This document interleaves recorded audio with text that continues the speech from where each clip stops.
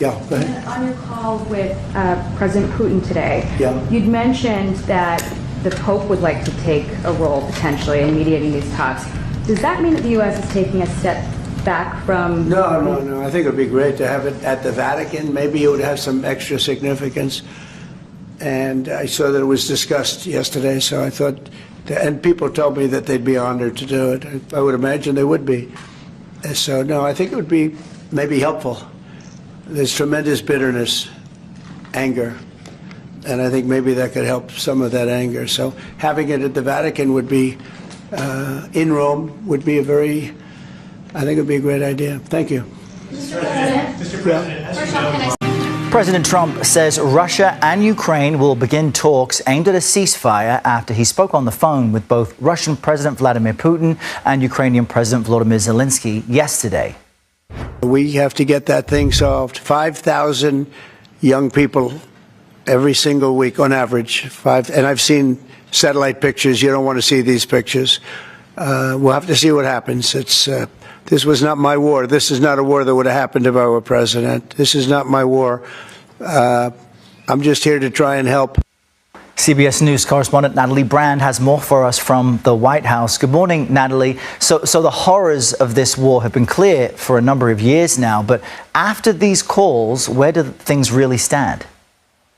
Good morning, Errol. Well, President Trump says he believes in his mind that progress was made following this series of calls yesterday, starting with Russian President Putin. And as you alluded to in the opening, he says that Russia and Ukraine will start immediate negotiations. But keep in mind, negotiations have been ongoing, and direct talks between delegations began last Friday. We know from that both sides are supposed to be coming up with a document detailing their vision for a ceasefire on the pathway to eventually ending the war.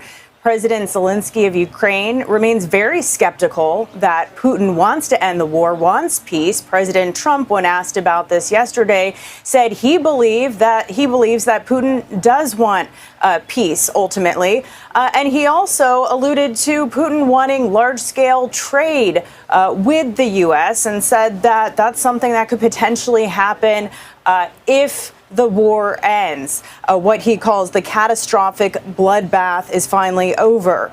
And yesterday, the vice president also kind of reiterating that point that the U.S.'s position is that there could be economic benefits if there is a thawing relationship between Russia and the rest of the world, but that would not happen. Those benefits would not happen if Russia continues to kill innocent people. So what remains to be seen is where negotiations go from here. Zelensky, in a social media post yesterday, urged the U.S. to continue to stay close to these talks, even as, the White House has signaled their patience is not unlimited. Zelensky also saying his position, Ukraine has been ready for a full and unconditional ceasefire, and he's urging the U.S. to put stronger sanctions on Russia if they indicate they are not ready to stop the killings. We know that is something, Errol, that lawmakers over on Capitol Hill are also talking about, sanctions. Yeah, and one of those major things Russia is resisting. So you wonder, where will the sides agree? Natalie Brand with the latest for us. Thank you for that. President Trump spoke with Vladimir Putin in a 2.5-hour call where he appeared to back off his pressure on the Russian president for an immediate ceasefire.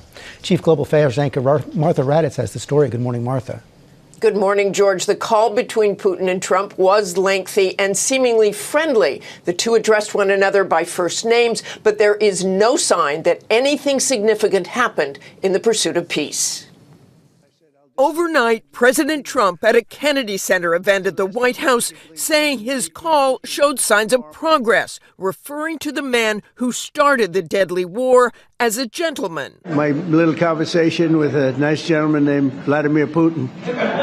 Despite the laughter, Russia's brutal assault on Ukraine, now in its 4th year, shows no sign of stopping, despite President Trump's optimism right after the call. I think something's going to happen. It's a very big egos involved, I tell you. Big egos involved. But I think something's going to happen. And if it doesn't, I'd just back away and they're going to have to keep going. President Trump may want it to wrap up, and Ukraine's President Zelensky certainly does, already committing to a 30-day ceasefire. But there were no breakthroughs with Russia, no indication that Vladimir Putin intends to join a ceasefire, and no indication of any real pressure on Putin. I said, when are we going to end this, Vladimir? I've known him for a long time now. I said, when are we going to end this bloodshed, this bloodbath? It's a bloodbath.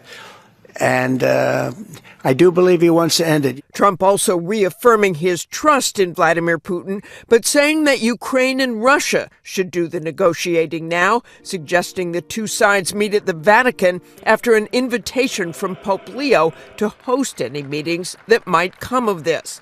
But there is no indication anything has been scheduled.